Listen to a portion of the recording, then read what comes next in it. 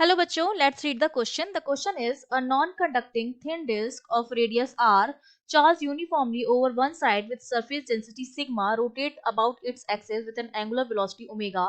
Find the magnetic induction at the center of the disk. तो इस disc के centre पर मैग्नेटिक इंडक्शन की वैल्यू जो है हमें कैलकुलेट करनी है। तो देखिए इस क्वेश्चन को करने के लिए हमारा जो की कॉन्सेप्ट रहेगा वो हमें पता है कि ये एक सॉलिड डिस्क है, तो इसको हम रिंग तो मान नहीं सकते हैं। तो हम क्या करेंगे, इस डिस्क में एक छोटा सा क्या ले लेंगे, एलिमेंट ले लेंगे, जो कि क्या होगा, रिंग होगा। ठीक है, किसी थिकनेस का एक क्या ले लेंगे, एलिमेंट ले लेंगे, जो कि एक रिंग की तरह बिहेव करेगा। और हम जानते हैं कि किसी भी रिंग की वजह से उस रिंग के सेंटर पर जो मैग्नेटिक फील्ड होता है that is given by mu not I upon 2r। ठीक है, इस तरह से दिया जाता है किसी भी रिंग के सेंटर पर। अगर वो रिंग r रेडियस की है तो उसके सेंटर पर, और इसमें अगर करंट I फ्लो हो रही है, तो हमें पता है कि उसके रिंग के सेंटर पर जो मैग्नेटिक फील्ड इंडक्शन होता है वो इस लॉ से दिया जाता है। तो देखो हमें क्या करना है, हमें गिवन है एक डिस्क।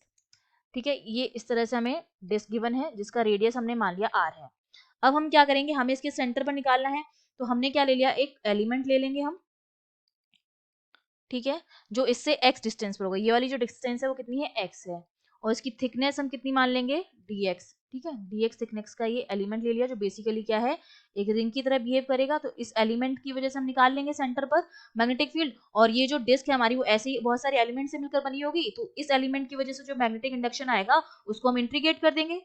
ठीक है, ऐसे छोटे छोटे एलिमेंट्स की वजह से जो मैग्नेटिक इंडक्शन आएगा उसका हम सम कर दें, या सम का मतलब इंट्रीगेट कर दें, तो बेसिकली हमें पूरे डिस्क की वजह से मिल जाएगा हमें सेंटर पर। इसकी थिकनेस हमने मान ली dx है, और इसमें जो करंट फ्लो हो रही है वो हमने मान ली कि di करंट जो है वो फ्लो हो रही है। तो जो मैग्नेटिक इंडक्शन आएगा इसकी वजह से वो कितना आएगा, म्यू नॉट di अपॉन 2, और ये डिस्टेंस कितनी हो गई यहाँ से सेंटर की, x 2x हो गई। अब हमें करंट निकालनी पड़ेगी। तो देखो करंट बेसिकली क्या होती है, rate of flow of charge Q upon T के बराबर होती है।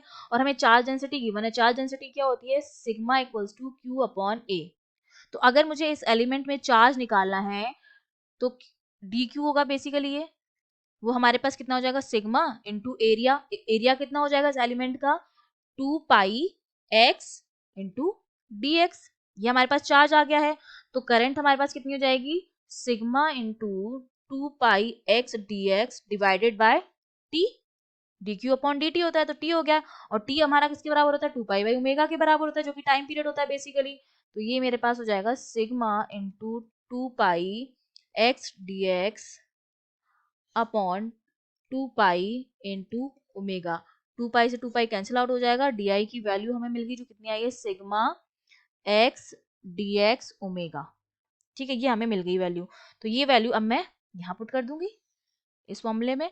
तो dv मेरा जो है वो कितना बन जाएगा, mu naught sigma omega x dx upon 2x। अब हम मान लेंगे कि हमारी जो डिस्क है वो ऐसे ही बहुत सारे एलिमेंट से मिलकर बनी है। तो मैं क्या कर दूं, इसका पूरे का क्या कर दूंगी, इंटीग्रेट कर दूंगी। और देखो यहाँ से x भी आपका कैंसिल आउट हो जाएगा, तो आपके पास बचेगा क्या, dv की जो वैल्यू बचेगी वो हमारे पास बचेगी mu naught sigma omega dx upon 2। ठीक है, अब मुझे क्या करना है, इसको इंटीग्रेट करना है। तो इंटीग्रेट मैं कहाँ से कहाँ तक करूंगी, जीरो से, और r रेडियस की डिस्क है तो जीरो से r तक मैं इसको क्या कर दूंगी, इंटीग्रेट कर दूंगी।